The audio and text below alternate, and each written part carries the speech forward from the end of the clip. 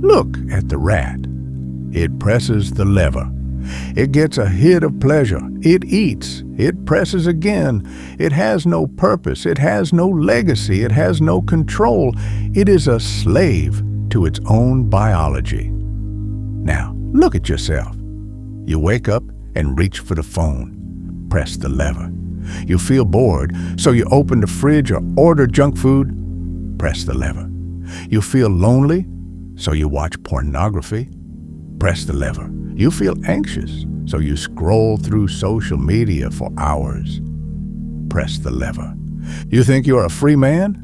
You're not. You are a biological puppet, and your strings are being pulled by chemicals in your brain. Dopamine, serotonin, oxytocin. You are chasing cheap, unearned pleasure like a beggar, chasing coins in the gutter. You trade your energy, your time, and your potential for 5 seconds of feeling good. And what happens immediately after? The crash, the shame, the emptiness. You look at yourself in the mirror after wasting hours on nonsense, after consuming poison, after giving in to lust, and you despise what you see. The ancient Stoics identified 4 cardinal virtues: wisdom, justice, courage, and temperance, self-control. They believed that a man who cannot control his own urges is no better than a beast. If you cannot say no to your own body, you are not the master of your house. You are a squatter. Today, on Philostrion, we declare war on your addictions. We are going to destroy the Coomer mindset, the scroller mindset, the consumer mindset. We will explore the Stoic laws of self-mastery. It is time to stop pressing the lever. It is time to break the cage. Law number 1, understand the price tag. Nothing in this life is free, especially not pleasure. Seneca, the billionaire philosopher of Rome, warned us, pleasure is precipitous. It has a way of dashing those who embrace it into the abyss.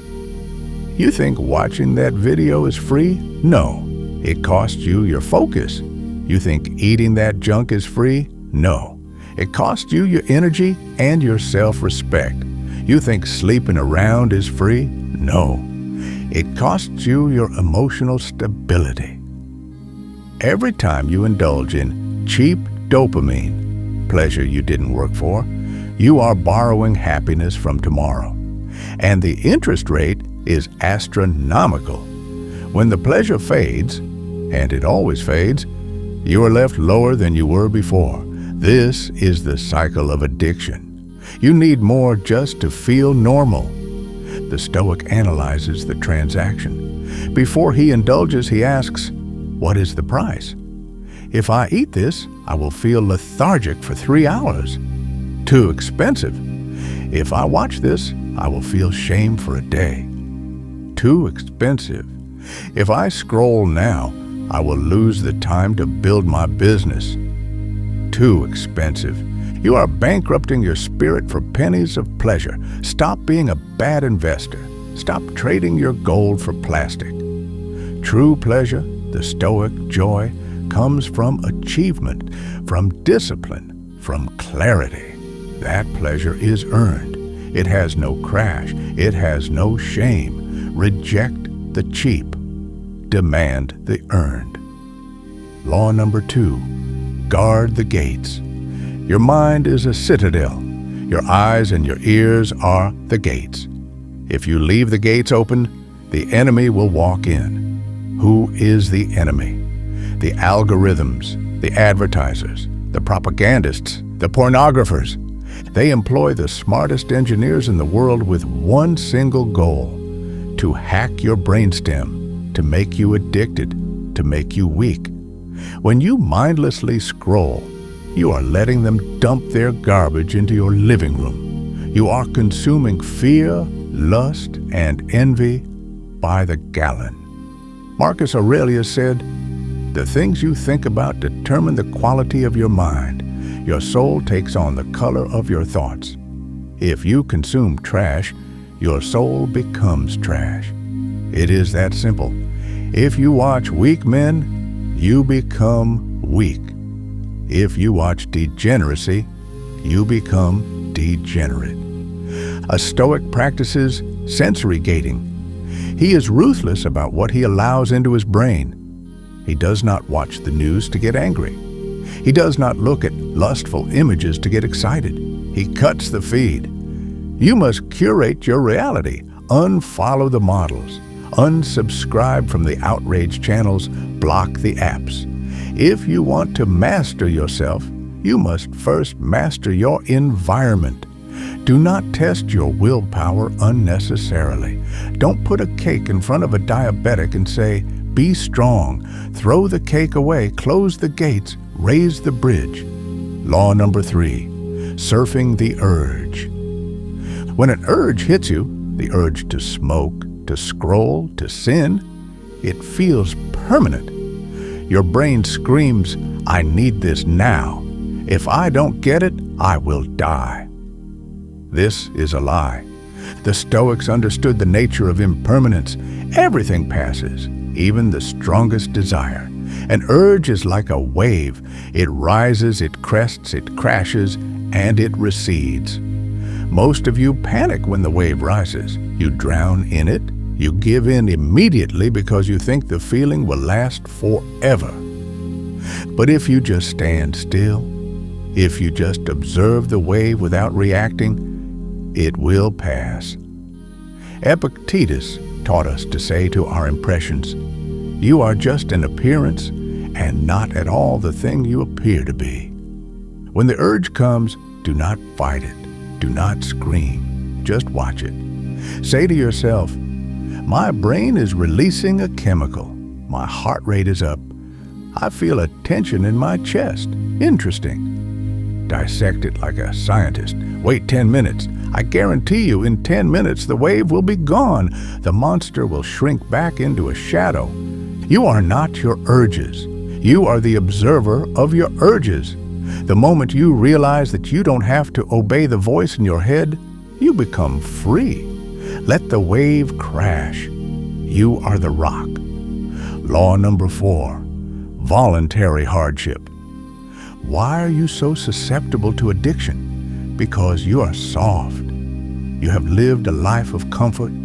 You have never been hungry. You have never been cold. You have never been truly deprived. So, the moment you feel a tiny bit of discomfort, boredom, stress, mild hunger, you panic and reach for the pacifier. Musonius Rufus, the teacher of Epictetus, argued that we should practice hardship to toughen the soul. He advocated for eating plain food, wearing rough clothing, and sleeping on hard beds. Why? To prove to the body that it is not in charge. If you want to kill your addiction to pleasure, you must fall in love with pain. Fasting is the ultimate Stoic exercise. When you fast, your body screams for food. Your instincts panic. But you say, "No, we eat when I say we eat." You reestablish the hierarchy. The mind is the master. The body is the servant. Take cold showers. Exercise until your lungs burn. Sit in silence with no entertainment. When you get used to the difficult, the need for cheap pleasure evaporates. You stop needing the dopamine hit because you are generating your own power. You are forging a spirit that doesn't need to be coddled. Law number 5, the ghost of potential. Let's travel forward in time. Imagine you are 90 years old. You are on your deathbed. You have 1 hour left to live. You look back at your life. What do you see? Do you see a legacy? Do you see books written, businesses built, children raised, battles won? Or do you see thousands of hours spent watching other people live? Do you see a life consumed by porn, by video games, by petty arguments, by laziness? The tragedy of life is not that it ends so soon, but that we wait so long to begin it. Addiction is a thief. It doesn't just steal your health, it steals your destiny. Every time you choose the easy path, you are killing the hero you could have become. Think of the man you could be. He is fit, he is sharp, he is respected, he is wealthy in spirit and matter.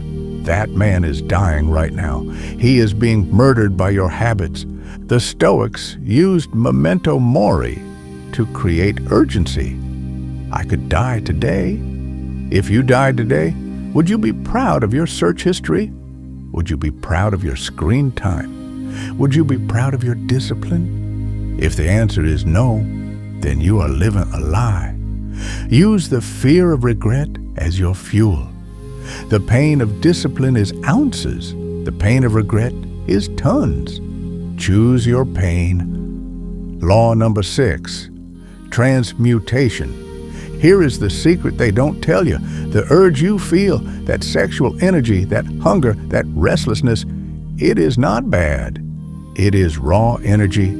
It is the life force itself. The addict releases this energy into a tissue or into a screen. He wastes it. He grounds the lightning. The master captures the lightning. When you feel the urge, do not suppress it. Transmute it. Take that aggressive, restless energy and pour it into your work. Pour it into the gym. Pour it into your writing. Napoleon Hill called this sex transmutation. The Stoics called it channeling the pneuma, spirit. The most successful men in history were not men who had no desires. They were men who had massive desires, but channeled them into conquest rather than consumption. When you retain your seed, when you retain your focus, when you deny the cheap release, the pressure builds. Most people are afraid of the pressure, but pressure is what makes diamonds. Pressure is what shoots the bullet. Let the pressure build until you feel like you're going to explode, and then explode onto your goals. Create, build, conquer. Do not waste your fire. Use it to burn down the obstacles in your path. The lever is right there. The phone is in your pocket. The junk food is in the store. The sights are one click away. No one will stop you. No one is coming to save you. You can press the lever and go back to sleep. You can be a good little rat, sedated and harmless. Or you can walk out of the cage. You can decide right now that you are done being a slave to molecules. You can decide that your mind is a sacred space and you will no longer allow it to be desecrated by cheap filth. It will be hard. Your body will fight you. Your brain will trick you. But on the other side of that struggle is something few men ever experience: sovereignty. The feeling of being the absolute monarch of your own soul. The world is full of addicts. Be the anomaly. Be the one who mastered himself. Ascend.